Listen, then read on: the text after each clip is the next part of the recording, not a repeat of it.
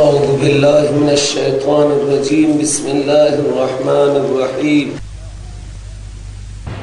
الله سبحانه و تعالی می فرماید شما کریم فرصت خباست کرد، مرضهای گذشتگانتون را تکرار کرد، از فرمان الهی اعراض کرد. این مرض بسیار مهلکی بود، اعراض از فرمان الهی، حیله بازی و همچنین تعمد در اجرای حکم خدا. و اذ اخذنا میثاق بنی اسرائیل، نوع سوم از احوال خمسه، یعنی قسم سوم، نوع سوم. هنگامی که ما گرفتیم عهد و پیمان بنی اسرائیل را، وعده اول لا تعبدون الا الله، به عین لا اله الا الله. این لا تعبدون خبر به معنای انشاء هست، یعنی نهی هست، به معنی طلب. لا تعبدو الا الله، پرستش نکنید شما مگر الله را. لا تعبدون خبره لیکن معنی طلب را دارد، معنی لا تعبدو را دارد. پرستش نکنید جانی مالی زبانی مگر فقط الله سبحانه و تعالی را. این حق الله است، حق بندگان، حقوق العباد. و بالوالدین احسانا، و با والدین خود نیکی کنید. احسنوا بالوالدین احسانا. و بعد از والدین به ذی القربای خودش، با خویشاوندان خود نیکی کنید. و با یتاما، بچه هایی که پدرشون از دنیا رفته و هنوز به سن بلوغت نرسیدن یتیمه. مساکین، و خصوصا در امر سیاست مدنی برخورد حسن با مردم داشته باشید. قولوا للناس حسنا، بگویید به مردم قول حسن زیبا، به مردم قول حسن و زیبا را بگویید. از قولهای باطل، از قولهای پوچ، از سخن دروغ، از سخن وعده های فریبنده لحظه بپرهیزید. بدترین جنایت را و جرم را سروران گرامی اون سیاست مداران میکنن که با ملت خود دروغ میگن. اینها بزرگترین ظلم و غدری که بکنن در حدیث آمده است که آنهایی که با ملتهای خودشان غدر میکنن، لحظه پردای قیامت پرچم غدر را در قسمت دوبر اینها نصب میکنن و اینها توی میدان محشر ذلیل میشن که شما چرا با رعیت غدر کردید، خیانت کردید. خدای عزوجل نجات بده. به درویشی قناعت کن که سلطانی خطر دارد. سلطانی که عدالت در آن نباشد حقوق انسان ها ضایع بشه، پردای قیامت پرچم خیانت را در قسمت دوبرش نصب میکنند و این پرچم خیانت است، در میدان محشر میگردد و رسوا میشه. به مسکینی قناعت کن که سلطانی خطر دارد. خوب گفته شاعر اسلامی، قولوا للناس حسنا، یعنی قولا حسنا. قولا حسنا موصوف صفت هست، یا حسن یا کلمات خوب به مردم بگید در امر سیاست مدنیه. و اقیموا الصلاة، اعمال عبادت بدنی، اقامه کنید نماز را. و آتوا الزکات، این عبادت بدنی است و تعظیم الله است. و آتوا الزکات، زکات پرداخت کنید، این اسباب اخلاق است و لحاظا عبادت مالی را انجام میده. با وجود این همه عهد، میثاق، تعهدات، شما از زیر بار این دستورات الهی شانه خالی کردید. ثم تولیتم، این ثم استبعادیه، از شما عهد گرفته بود که غیر از الله کسی دیگر را پرستش نکنی، شما دیگران را پرستش کردید. به شما گفته شده بود که و بالوالدین احسانا، به والدین خود نیکی کنید، شما با والدین جفا کردید. به ذی القربا نیکی کنید، یتاما نیکی، مساکین. به مردم برخورد حسن داشته باشید و برخورد سخت با مردم نکنید. بیجا مردم را چوبکاری نکنید، بیجا مردم را تجسس اسرار مردم را نکنید. لحظه برخورد حسن داشته باشید. شما اقامه نماز کنید، آتوا زکات کنید. لحظه با وجود این همه تعهدات و میثاق، ثم تولیتم، ثم استبعادیه. امروز این مرضها در این امت هستند یا نه؟ پرستش غیر الله دیگه بیداد میکنه، جفا با والدین که دیگه هیچ هر مردی ندارد. کدام والدین از فرزند خودش خوشنود باشد؟ لحظه به ذل قربا، یتاما، مساکی، این همه تعهدات را امروز این امت هم زیر پا گرفته. دستور اقیم الصلاة چقدر نادیده گرفته شده. شما در شهرستان‌های بزرگ حتی در خود همین زاهدان موقع نماز نگاه کنید چقدر در مسجد دارن نماز میخوانن و چقدر در خیابان و کوچه ها دارن تردد میکنن، اذان شنیدن، اقامه شنیدن، از جلوی مسجد تردد میکنن. اینها نه یهودی نه نصرانی نه مجوسی نه سیک نه بکال نه هندو، اینها همین گویندگان لا اله الا الله هستند که زیر طاعت الله سبحانه و تعالی شانه خالی میکنن. آنهایی که صبح خوابیدن و برای نماز صبح بلند نمیشن چند برابر آنهایی هستند که برای نماز بلند میشن، همونجا یک ترزی میکنن و باز سرنگون میشن. همونها که اصلا بلند نمیشن شما اگر تحقیق کنید چند برابر آنهایی هستند که برای همون دو سنتوکی که مثل ما به زمین میزنن بلند میشن. این دستورات الهی را الله تعالی میفرماید شما نقض کردید ثم تولیتم، با وجود این همه تعهدات و میثاق شما از فرمان الهی اعراض کردید. الا قلیلا منکم، مگر خیلی کم از شما مثل عبدالله ابن سلام و دیگر کسانی که سعادت داشتن از اهل کتاب که مشرف به ایمان میشن، خیلی کم. و انتم معرضون، لحظه این اعراض از فرمایشات الهی و دستورات و اوامر الله عادت شما هست. و انتم معرضون، این مرض اعراض از فرمان الهی مرض قدیمی در میان شما دارد میاد. حکم الهی را شنیده نادیده میگیرید، شنیده را ناشنیده میگیرید، او از انجام را لحظه که لالا انجام میگیرید، چیزی که باید انجامش بدید نمیگیرید. تتمه میثاق مذکور از شما تعهد گرفته شده بود که ببینید این جنایت را نکنید، همکیشان خود را قتل نکنید، اسیر نکنید، گروگانگیری نکنید. ولهذا اگر هم مذهبان شما در میادین جهاد و جنگ اسیر شدن و طرف مال خواست، همه شما موظفید که مال بدید و اسیران خود را آزاد کنید. تعهد بزرگ از اینها گرفته شده. قتل نکنید یک دیگر را، گروگان نکنید یک دیگر را. اگر اسیر شدن همکیشان و مذهبان شما به دست دشمنان شما، با فدیه مال اینها را آزاد کنید. این یهود از این امر صریح الهی که میثاق ویژه‌ای بود دو چیز را نادیده میگرفتن. قتل عادی بود برای آنها، او گروگان گیری و اسیر کردن برای آنها هم عادی بود. این دو حکم خدا را دیده دانسته نقض میکردن. ها اگر کسی از اینها اسیر میشد لحظه فدیهش میداده، آزادش میکرد. چرا اینطور میکنی؟ به خاطر این که اگر ما حمایت نکنیم همکیشان و حلیفان خود را لحظه شکست میکنیم. در حقیقت آیه یک شان نزولی دارد. سروران گرامی، در مدینه منوره یثرب دو گروه بزرگ، یکی اوس و دیگری خزرج، دو دسته بزرگ از یهود، مذهبان یهود بودند، بنو قریظه و بنی نذیر. بنی نذیر اصالتا یهودی بودند، مذهبا یهودی بودند. قریظه اینها اصالتا عرب بودند، نژادن، مذهبا یهودی بودند. بنو قریظه همیشه در دنیا بلوکهای بزرگ با خود حلیف هم دارن. با خودشان چی دارن؟ حلیف. قومهای کوچک با قومهای بزرگ و مقتدر پیوند دارن، هم عهدی دارن هم زیستی دارن. لحظه در شکست و در خوشی و ناخوشی یکدیگر را معاونت میکنن. اوس و خزرج این دو تا قبیله بزرگ با هم همیشه درگیر میشدن. جنگ‌های طولانی بین اینها بود. حلیف اوس بنو قریظه و حلیف خزرج بنو نذیر، وقتی که اوس و خزرج به هم می جنگیدن، این حلفا آنها را همکاری میکرد. اگر از بنی نذیر پیش اوس اسیری میرفت، بنو قریظه فدیهش میداد و منجا و آزادش. بنو قریظه و اوس با هم حلیف بودن، بنی نظیر و خزرج با هم حلیف بودن.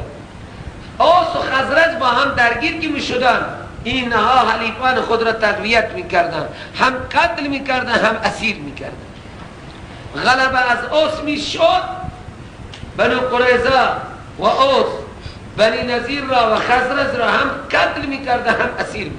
دیگه وقتی می رفتن آنجا دیگه بنو قریظه اوس باج می داد و اسیران بنی نظیر آزاد. اگر بنو قریظه نزد خزرج و بنی نظیر اسیر می آمدن، بنی نظیر به این حلیفان خودشان باج می دادن و بنو قریظه را آزاد می کرد. وقتی به اینها می گفتن که چرا چنین جنایت می کنید، اسیر می کنید و قتل هم می کنید و باز فدیه هم می دهید، گفتین دستور کتاب و دین و مذهب قرآن عظیم الشان فرمود دو حکم صریح خدا را نقض می کنید و یک حکم خدا را اجرا می کنید. این دیگه چه نوع کفر سختی؟ افتؤمنون ببعض الکتاب و تکفرون ببعض. پس بدترین عذاب مال همین آید که یک قسمت کتاب را میپذیرند، قسمت دیگر را نادیده میگیرند. این سروران گرامی سختترین کفر و مجازات هم در دنیا خزی هست و یوم القیامت یردون الی اشد العذاب. امروز در این امت همینطور، هر قسمتی که در شریعت برای ما سودی باشد ماشاءالله شریعت، اگر بدانند که در شریعت به ما باجی گیر نمیاد، قانون قانون قانون. اینا رو من میگم که اینا که از شریعت سرپیچی میکنن چون سودی در شریعت برای خود نمیبینن، اینها را همون فتوای رب العالمین است، فلا و ربک لا یؤمنون حتی یحکموک فیما شجر بینهم. ها در حکمیت شرط که دو طرف باید در برابر حکم خدا تسلیم میشه و حکم را بپذیرم که در میان آنها حکمیت میکنه، تحکیم حکم را بپذیرم. حالا اگر یک شخصی اعتراض بکنه که من مثلا قضاوت این مولوی است که قاضی نیست، از طرف حکومت قاضی نیست، من قضاوت این مولوی را نمیپذیرم، این انکار شریعت نیست، او ظنش حتما به مولوی خوب نیست. ها مگر بگه که طبق قانون شرعی و حکم شرعی من فیصله میخواهم، تو لحظه هر که طبق قانون شرعی فیصله بکند، لحظه او که حکم مولوی نیست و فلان و فلان نیست، باید در برابرش تسلیم بشه. متوجه عرضم شدی دارم معنا میکنم. و اذا اخذنا میثاقکم، یاد کنید اون لحظه را که ما از شما تعهد و عهد و پیمان گرفته بودیم. پیمان اول، عهد اول، بیان میثاق، لا تسفکون دماءکم، نریزید خونه هایتون را. خبر به معنی نهی، نریزید خونه های خود را با خانه جنگی، این حکم اول.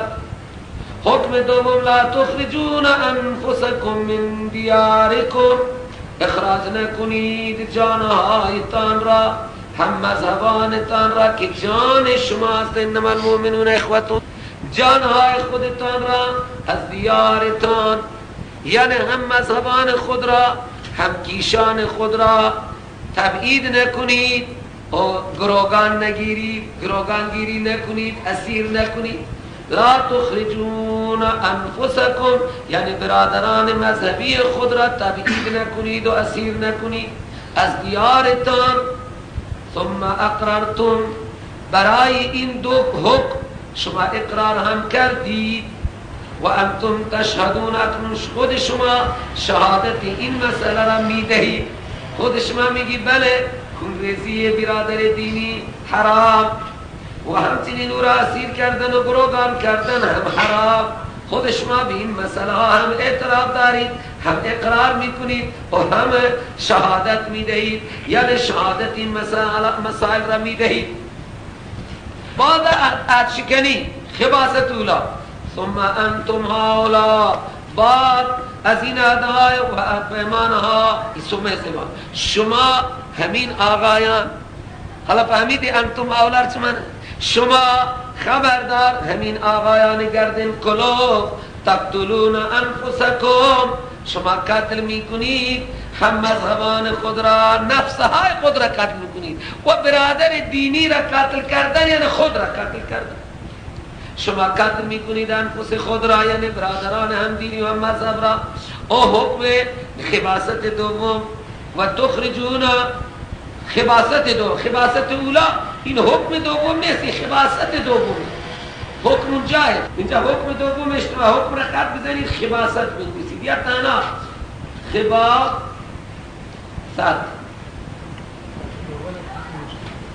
اونجا که درسته حکم لا تسفکون دماءکم ولا تخرجون انفسکم ها دو تا حکم فاعلش میگن ثم انتم هؤلاء تقتلون انفسکم و تخرجون فریقا منکم من دیارهم خباست اولا قتل میکردی عهد شکنی حکم اول را میکردی عهد شکنی حکم دوم را میکردی هم درسته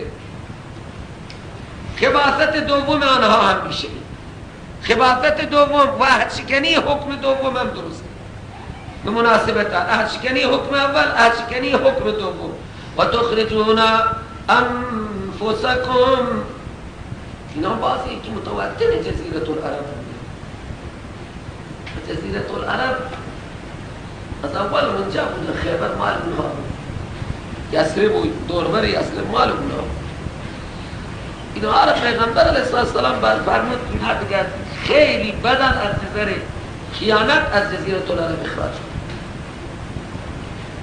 نسلن که اینها حضرت ابراهیم علیه السلام نسل اینها منتهی به حضرت ابراهیم میشه نه حضرت ابراهیم عراقی بعد از هجرت ای شد اردنی و به اصطلاح شامی و فلسطینی این نسل اونجا تشکیل شد. اگر اصلا نگاه کنی ابراهیم که عراقی حضرت ابراهیم از نمرود از عراق هجرت کرد به مصر و از مصر به شام و آنجا این امت تشکیل شد. نسل اینها حضرت ابراهیم و اسحاق و یعقوب هست و لحاظا در این دیار دیگه اینها سالها هزار سال طول کشیده بود تو این دیار آمده بودن متمکن شده در جزیره العرب آمده بودن متمکن شده بودن. این نیست که پیغمبر تعصب داشت لیکن چون مذهبا شریع بودن گفت یهود و نصارا از جزیره العرب اخراج کنید یا در جزیره العرب اسلام نبود یا ایمان یا کفر یا تبعید که اینها باید مار در آستین نباشد. شیطنت اینها تا قیامت ادامه دارد. قرآن عظیم و شان هشدار به همین خاطر داده از مجوسی ها قرآن بر حذر نداشته زیاد. الله تعالی دانا بوده حکیم بوده دانسته که مجوسیت در دنیا منقرض میشه. الان مجوسیت و زردشتیتی در دنیا به اون صورت که اقتداری و حکومتی داشته باشن اصلا وجودی نداره. همه این مذهب بزرگ در زمان نزول قرآن پاش شد یا مسلمان شدن یا همون در زردشتیت مردند و گم شدند و رفتند. زردشتیت یک چیز بسیار بطلانش ظاهر آتش پرستش کردن و دور بر آتش نشستن که بله این برای ما مراد میده مقداری عقلی خیلی بعید. خب خباست دوم یا ارشکنی حکم دوم تخرجون فریقا منکم من دیار کیفیت ارشکنی تظاهرون علیه شما امداد می کردید بر علیه اون هم مذهبان خود مخالفان آنها یعنی بنو قریظه حمایت می کرد اسرا بنو نذیر را له می کرد بنو نذیر خزرج را حمایت می کرد بنو قریظه را له می کرد. تظاهرون علیهم شما کمک می رسانیدی بر علیه هم مذهبان خود زیرش نوشته مخالفان آنها. این اسم بود چون حق الله را و دستور الله را نقض می کردی. عدوان بوش به خاطر اینکه حقوق عباد را نادیده می گرفتی. هم این عمل کرده شما گناه هم بود که حکم خدا را نقض می کردی. عدوان هم بود که شما حق بندگان را نادیده می گرفتی. تجاوز بود. این بالاسم و العدوان بود. این تظاهر شما این تقویت شما که شما مخالفان هم مذهبان خود را تقویت میکرد. و اگر می آمدن اون هم مذهبان شما پیش شما اسیر شده تفادوهم شما فدیه میدادید و آنها را آزاد میکردید. حالانکه شان اینه، ضمیر شانه حرام قرار داده شده بود بر شما اخراج آنها، اخراج آنها حرام قرار داده شده بود. قتل به طریق اولا حرام بود و قتل به طریق اولا حرام نبود. تو حالانکه حرام شان این است که حرام قرار داده شده بود بر شما اخراج آنها، قتل به طریق اولا حرام قرار داده شده بود. پس نیست جزای کسانی که مرتکب این عمل میشوند از شما مگر رسوایی در حیاتی دنیا. ذلیل میشید، رسوا میشید، مردم شما را ملامت میکنن، میگن بابا قتل میکنید، اسیر میکنید و الان پول هم میدید و آزاد میکنید. این چی خلاف عقل شما میکنید؟ این خودش یک رسوایی، درسته یا نه؟ قتل میکردن، اسیر میکردن، مال میدادن، آزاد میکردن، خودشان هم قتل میکردن و خودشان هم اسیر میکردن، بعد خودشان پول میدادن، آزاد میکردن. چه کار بد و زشتی! این یک رسوایی در حیاتی دنیا. و یوم القیامت یردون الی اشد العذاب. و ثمره اخروی اینها را الله تعالی بیان میکنه. و روز قیامت اینها ارجاع داده میشوند به طرف شدیدترین عذاب، یعنی خلود فی النار. و نیست الله تعالی غافل اما تعملون، از اعمال زشت شما که شب و روز انجام میدید. دیگه اعمال زشتی که شما شب و روز انجام میدید، خیانت میکنید، انواع و اقسام خیانت میکردن، خصوصا سران یهود. الله تعالی ذکر میده که الله تعالی از اعمال زشت شب و روز شما هم یه خبر نیست. و ما الله بغافل عما تعملون. تتمه نوع ثالث که خبائث یهود موجود را بیان کرد. الله سبحانه و تعالی میگه اینها دنیا را به مقابل آخرت ترجیح داد. این خاطر دلار و پول، این همه خرافات را، شرک هم نظرهای غیر الله را برای خوردن نظرهای غیر الله و برای که پولهای کلانی از این کبرها حاصل آنها بشه این کار را انجام میدادن. الله تعالی میگه چه بدبختی! شما به خاطر پول دستورات الهی را نقض میکنید و به خاطر عزت ناچیز دنیا شما دستورات الهی را نقض میکنید. واقعا این بدبختیه و واقعا این کم عقلیه که انسان حطام ناچیز دنیا را در مقابل نعمتهای سرمدی آخرت ترجیح میده. علت سمنا اولئک الذین اشتروا الحیات الدنیا بالآخرة. اینا کسانی بودن که خرید کردن زندگی دنیا را به مقابل آخرت، آخرت را دادن، دنیا خریدن.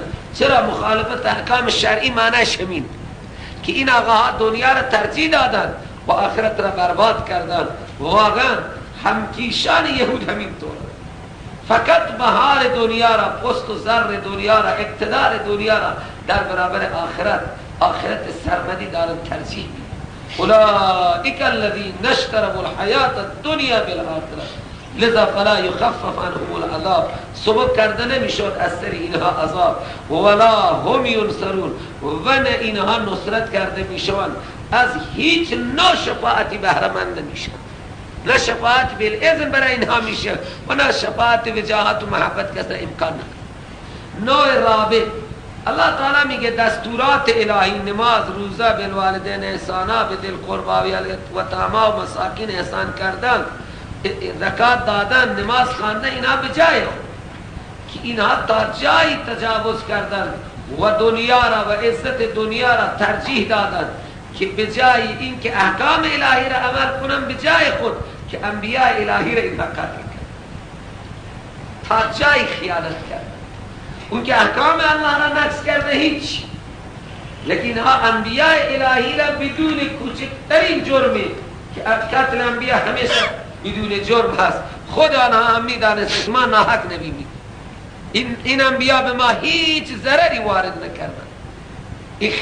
حال چهارم اینها و نوع قسم چهارم از احوال خمسه بنی اسرائیل نوشته احکام به جای خود، شما انبیاء را قتل و تکذیب نموده. ولقد آتینا موسی الکتاب، به تحقیق ما دادیم موسی کلیم را. و ربط این آیات داریم به این طرز بیان میشه از احوال خمسه آنها. لحظا این حال چهارم آنها، احکام را که عمل نکردید به جای خود که انبیاء را قتل کرد. ما دادیم موسی علیه السلام کتاب و کفینا من بعده بالرسول، و پشت سر موسی علیه السلام اعزام کردیم انبیا را تا آخر امر دادی عیسی ابن مریم را.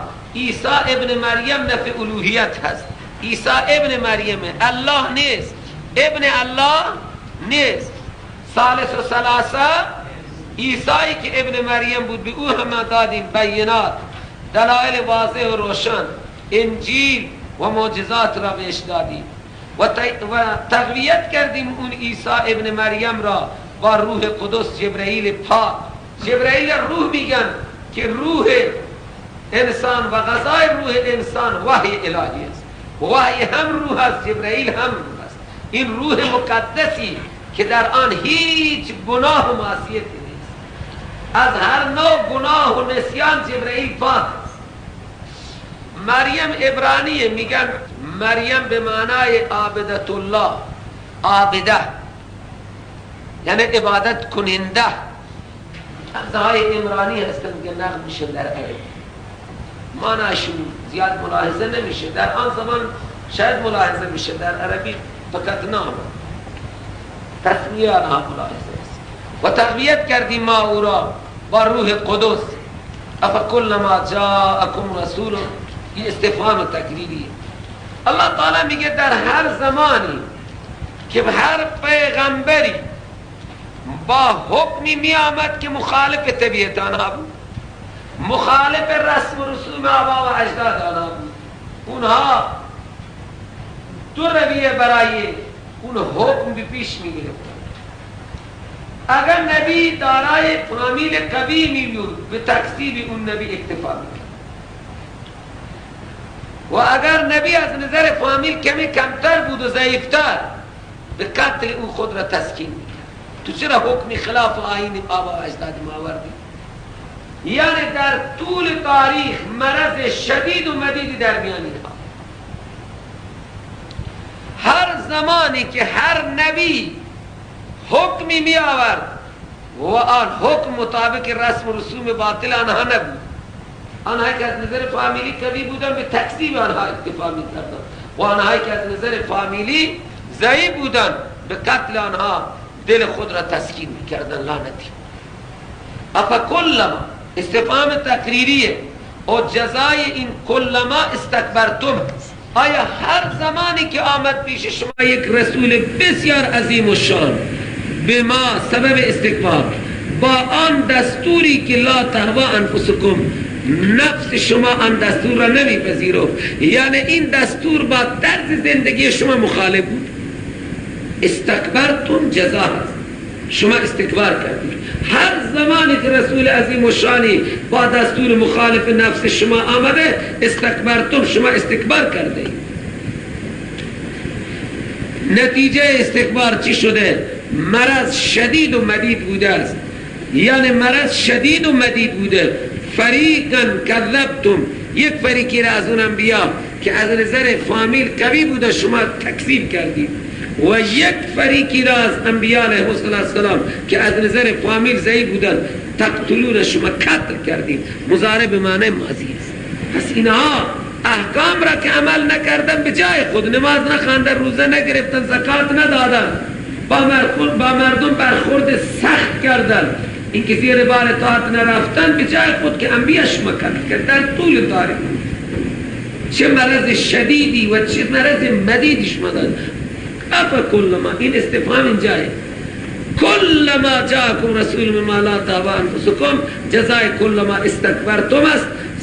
نتیجه استکبار فریقا کذبتم و فریقا تبتم و قالوا قلوبنا، و دیگه اعلان کردن که دلهای ما غلفن، یعنی پر شده از معرفت، الان دریچهشون بسته، دیگه معرفتی اونجا راه نداره. غد مغرور بودن، شما از نظر علوم دیگه به انتها رسید. باطل به علوم ناچیز خودش خیلی افتخار و می نازد و غفتن که دلهای ما پلم شده هستند. ممتلئة علما لا تحتاج الى محمد و الى غیره، از ابن عباس. غرف معنیش فهمید؟ پرن و دریچهشون الان بسته شده، دیگه معرفتی تو دل ما جا نداره. الله تعالی سبب اصلی الله تعالی فرمود پر از معرفت نیستن دلهای شما پر از لعنت هست. نور با لعنت که نجس است جمع نمیشه. علت بر نه توی دل اینها هیچ معرفتی نرفته و دل آنها پر از معرفت نیست، بلکه لعنهم الله، الله اینها را لعنت کرده. الله اینها را لعنت کرده است. چرا؟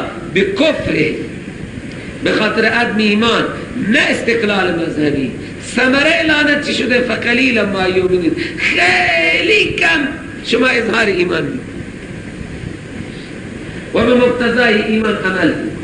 نوع پنجم،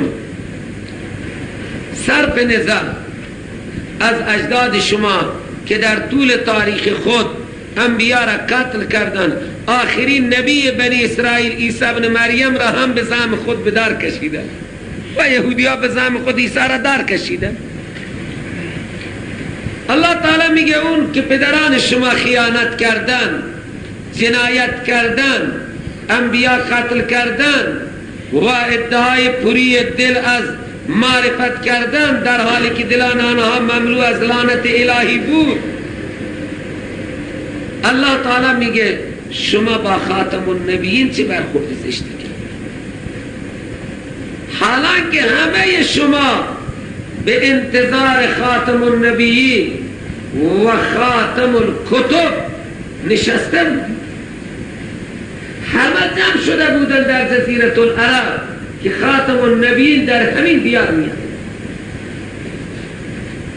در یثرب اینها قرار گرفته بودن و گاهگاه عرب ها را سوال میکردن که بچه با کمالی در میان شما پیدا نشده که از هر لحاظ کمال داشته باشه، زیبایی ظاهری داشته باشه، زیبایی معنوی داشته باشه، صدق و صفا همیشه در او باشه.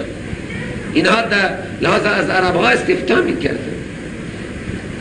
گاهگاه عرب ها را هم میگفتن خاتم النبیین مبعوث بشه، لحاظا پدر شما را در میاریم تو خانه کعبه بت آوردی. تو گاهگاهی هم میگفتن به طفیل خاتم النبیین خدا ما را نصرت بفرما، به طفیل خاتم النبیین ما را نصرت بفرما. پس معنای یستفتحون سه تا شدن. اول به معنای طلب خبر از مشرکین راجع به ولادت پسری با کمال. یستفتحون این معنی است که در میان شما عرب ها بچه با کمالی به دنیا نه آمده. دوم اظهار نمودن از ظهور نبی مکرم. مشرکین را می گفتن خاتم النبیین مبعوث بشود و خاتم الکتب نازل بشه، دیگه ما می دانیم که با شما چیکار. و سوم طلب استنصار به طفیل خاتم النبیین میکرد. الله سبحانه و تعالی بعضیها یعنی یهود و نصارا تا کنون به زعم خودشون به انتظار خاتم النبیین نشستن. 1426 سال خورده ای از هجرت دارد میگذارد، لہذا آنها به انتظار خاتم النبیین نشستن و خاتم الرسول. ولی تا زمان خاتم النبیین اینها به همین نیت نشستن و میگویند تجمع یهود در این دیار هم به همین خاطر بود که بیشتر گویندگان و تخمین زنندگان همین دیار را محل ولادت و محل ظهور حضرت تخمین زده بود. علت تجمع یهود در یثرب و حول و حوش یثرب هم به خاطر حمایت خاتم النبیین بوده. در گذشته امروز هم شما به انتظار مهدی نشستید. بسا منتظر وقت دیدن منتظر زیر بار طاعت نرفتن. چرا؟ اون منتظر اعمال زشت ما را که تایید نمی کند، با اون حکمی میاد که لا تهوا انفسکم، مهدی که بیاید هم لحظه مطابق نیل ما میاد و بیلی مازه ها را، چرسی ها را، بنگی ها را، این پالخته ها را، این میشو پوشه ها را و مهدی تایید میکنه یا گردنشون اینا هرگز مهدی را نمیپذیره. و مهدی قبر پرستی و گنبد پرستی را هم میپذیره. لحاظا این مهدی که پیدا شده فرزند حسن عسکریه و در دنیا غایبه و با بزرگان ملاقات دارد، این مهدی را غیر از همین اثناعشری دیگه هیچ احدی در این کره خاکی از این 1 میلیارد و چند میلیون مسلمان قبول ندارد. البته به ظهور مهدی یک مرد مسلح اونها میپذیرند که اون هم خدا میداند که که متولد میشه و که ظهور میکند. آنچه که از احادیث و روایات معلوم میشه ظهور مهدی و نزول عیسی از آسمان همزمان. پس الله تعالی دارد میگه که صرف نظر از اجداد شما، خود شما خاتم الانبیا را تکذیب کرده. ولما جاءکم کتاب من عند الله، و وقتی که آمد پیش شما کتاب عظیم و شان، تنوین کتاب برای تعظیم هست، کتاب بسیار عظیم و شان، قرآن مجید، قرآن حکیم از جانب الله بر قلب محمد رسول الله. اون کتاب عظیم و شان مصدق لما معهم، تصدیق میکند اون مضامین و کتبی را که با شما هست. شما چکار کردید؟ حالا این جمله حالیه هست، اعتقاد یهود قبل از بعثت، حالان که بودن اینها قبل از تشریف آوری این کتاب عظیم و شان، قبل از نزول این کتاب عظیم و شان و این کتاب مصدق لما معهم، حالان که بودن قبل از نزول کتاب مصدق لما معهم، یستفتحون علی الذین کفروا. یستفتحون سه معنی دارد، یعنی انکشاف حال می کردن، اکتشاف حال می کردن بر آنهایی که کفر کرده بودند. یستفتحون ظاهر می کردن بر آنهایی که کفر کرده بودند، یعنی مشرکین عرب، از احوال رسول بیان می کردن، از احوال کتاب بیان می کردن، یا طلب نصرت می کردن در مقابل دشمنان.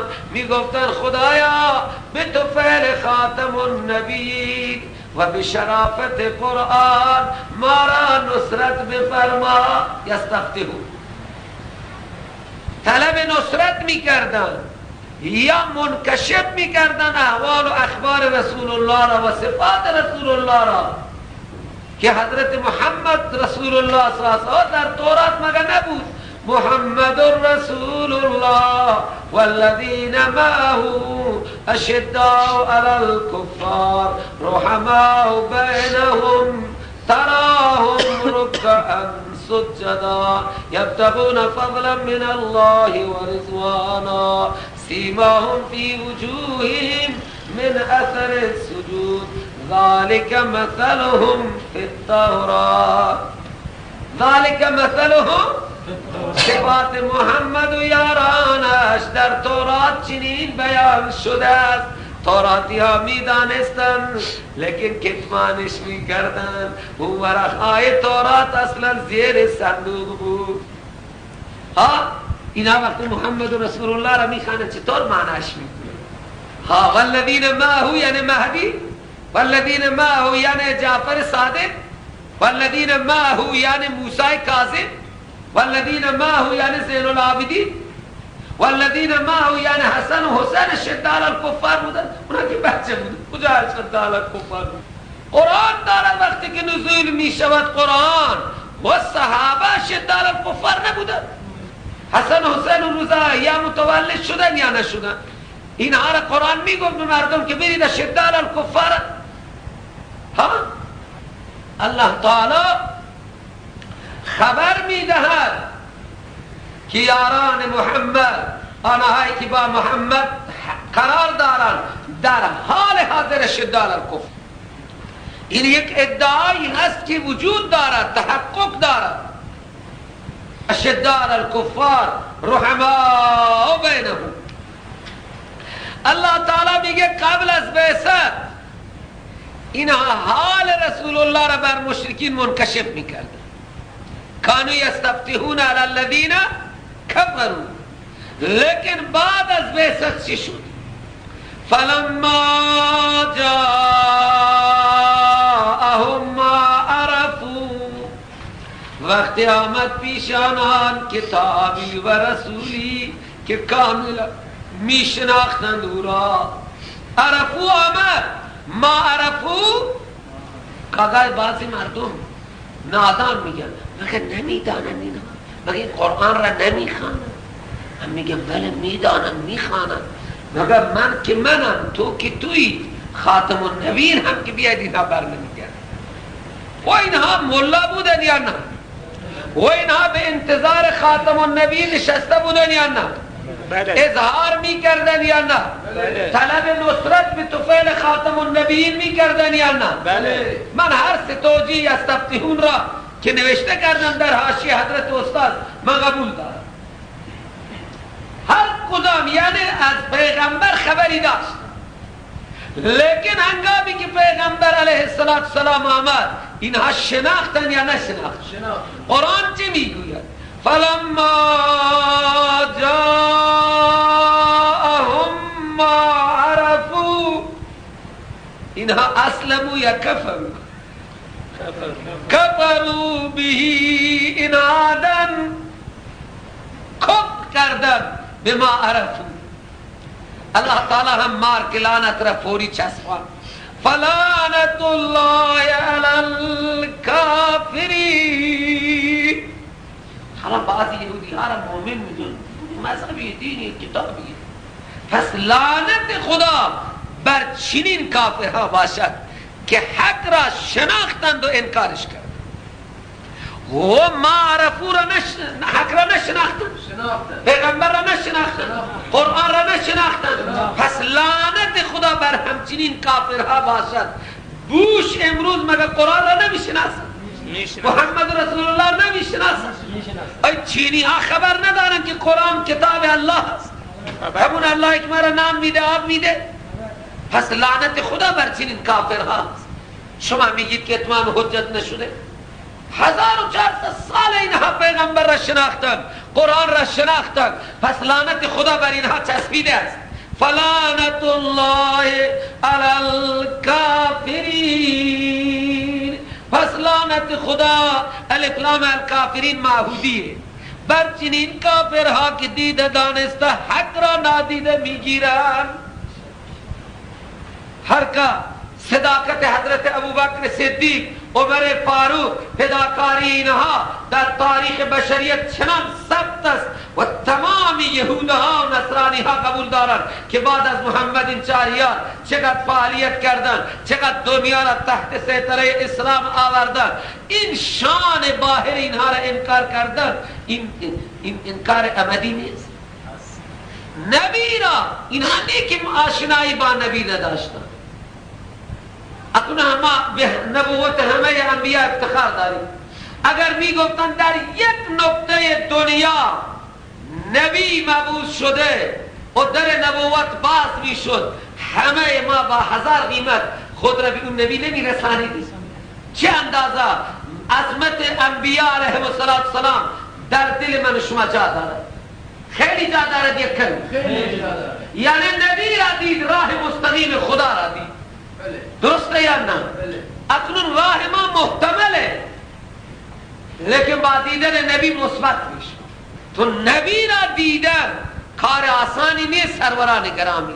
اینها به عظمت انبیا، به عظمت بزرگان اینقدر اعتقاد داشتن. وقتی که حضرت عبدالله ابن سلام خبر شد، در تاریخ من خواندم یک جایی، مادرش زیر درخت خرما نشسته بود. این عالم بزرگوار بالای درخت خرما رفت خرما بچید. خبر آمد که جا محمد. چون خبر محمد در یثرب و خبر آمدن محمد در یثرب پیچیده بود و تعدادی از خوشبختان و خوشنصیبان یثرب مشرف به اسلام شده بودند قبل از تشریف آوری حضرت صلی الله علیه وسلم. تا عبدالله ابن سلام این خبر را شنید که جا محمد عبدالله ابن سلام این عالم ربانی فوری از درخت خرما آمد پایین. مادرش تعجب کرد که گویا بهت خبر دادن که موسی کلیم الله آمد، چنان بی حوصله شدی پایین آمدی، خرمای نچیدی و آمدی پایین. گفت مادر جان آنچه من میدانم کمالات انبیاء را، اونها میدانستن میت انبیاء را که یک صحبت نبی انسان را چطور میکنه. خدا قسم یک لحظه در صحبت اهل الله یک مرد واقعی اهل الله باشد، مثل ما بخور و بخوابی نباشد، لحظه انسان در صحبت اهل الله خدا یاد میاره. در زندگی صحبتی یک زمانه با اولیاء بهتر است از سال عبادت بی ریا. یک لحظه با اهل اللهی مسیر انسان عوض میشه.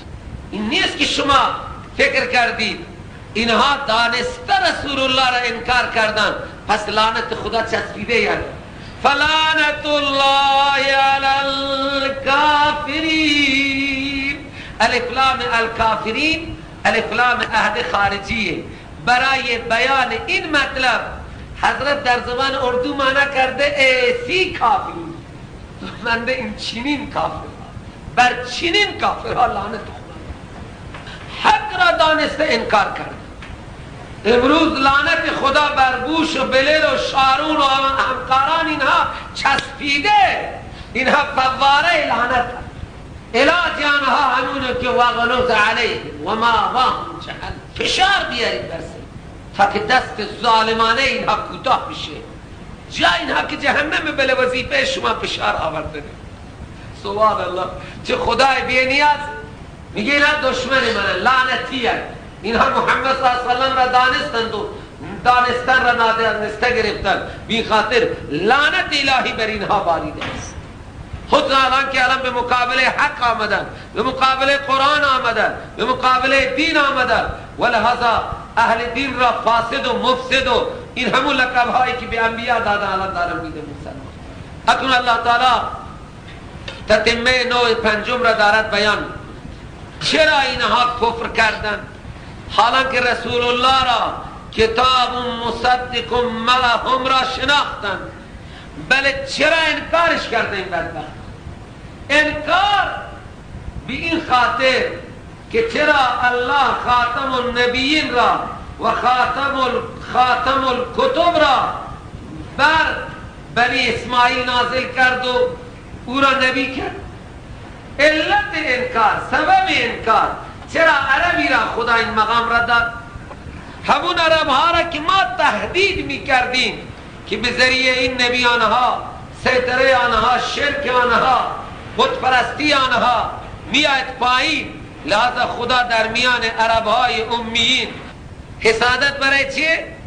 که چرا در بنی اسماعیل که امیین هستن علمی به اون صورت مثل یهود و نصارا نداشتن، کتابی اصلا نداشتن، صحائف ابراهیم و اسماعیل از دست اینها رفتن، غیر از ادعای ابراهیمیه دیگه هیچ. همطور که شما من ادعای سنیگیری میکنیم و بوی از سنیگیری با من شما موت و حیات دیگران تجلیل و تعطیل من و شما هم تجلیل و تعطیل. سینده بدر ساسانی را ساسانی ها اجرا میکنم، من و شما هم اجرا میکنم.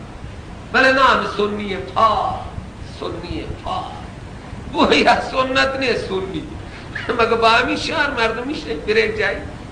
سنی یعنی پایبند قول و فعل و تقریر است. سنت این چیز را قولا فعلا اخلاقا حضرت رسول صلی الله علیه و سلم را اتباع کردن، این هست سنی. با ادعا کسی سنی نمی. بس ما خیلی بده آن چیزیه که فروختن. اشترا به معنی باو هست، چون اشترا هم به معنی فروختنه هم به معنی خریدنه. اینجا به معنی فروختن. خیلی بده آن چیزی که فروختن به مقابل آن جانهای خود را. این ما مبهمه، ان یک فرو مخصوص به زن و بیان ما هست. یعنی کفر به منزل الله خیلی بده، نفسهای خود را فروختن، یعنی کفر به ما انزل الله کردن. چرا کفر به منزل الله کردن؟ بغض و حسد کردن از نزول، از حالا من ان ینزل را به معنی تنزیل میکنم، بغض کردن که نازل کرده الله فضلش را بر کسی که خواسته از بندگان یا نبی آخر زمان. باقی کردن که خدا چرا قرآن را بر خاتم النبی نازل کرد. بغض کردن، بغاوت کردن که به خاطر این که این سبب انکار یهوده. لئن ینزل الله، به خاطر این که نازل کرده الله فضلش را یعنی قرآن را علی من یشاء، بر کسی که الله خودش خواسته، از هیچ چارپای مشوره نگرفته از بندگان خودش. پس به این خاطر که حسد کردن که خدا چرا خاتم النبی را در بنی اسماعیل مبعوث کرده، نبی را دانسته، کتاب را دانسته، انکار کردن. کفروا به فلعنت الله علی الکافرین. علت انکار چی بود؟ تنزیل کتاب بر محمد صلی الله علیه وسلم. اکنون الله تعالی میگه اینها از من خدا چیه؟ فباؤوا بغضب، اینها رجوع کردن با یک غضب بسیار بزرگ، همراه با اون غضب قبلی که بر اینها بود. قبلا اینها زیر بار تورات و انجیل نرفتن، مغضوب علیهم بودن. اکنون با یک غضب مجددی با انکار محمد و قرآن اینها رجوع کردن. بله یهود همه بنی اسحاق بودن، نسبا اسحاقی بودن، بنی اسرائیل چی همون روز اول دارم میگم. اینها همه بنی اسرائیل یعنی فرزندان یعقوب ابن اسحاق ابن ابراهیم خلیل. بی خاطر الله تعالی میگه فباؤوا بغضب، اینا رجوع کردن با یک غضبی که بر آنها آمد به خاطر انکار قرآن و محمد، همراه با اون غضبی که قبلا داشتن.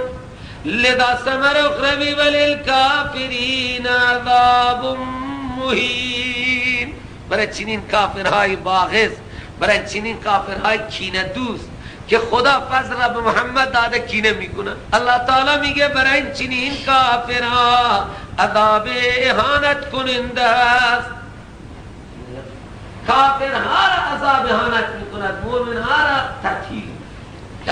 عذاب مهین برای کفاره، او عذابی که به مؤمنین میرسه برای تطهیره. مؤمنای گناهگار میرن که شسته بشون، بدنشون چرک گرفته، گناه کردن، حب به جاه و مال اینها را گرفته، کوتاهی در عبادات و طاعات داشتن، لحاظا اینها را الله تعالی در جهنم اگر ببره که بشویره در بیار، برای شستن میرن در جهنم، چرکه های آنها شسته بشون. عذاب مهین مال کفار است. و آخر دعوانا ان الحمد لله رب العالمین.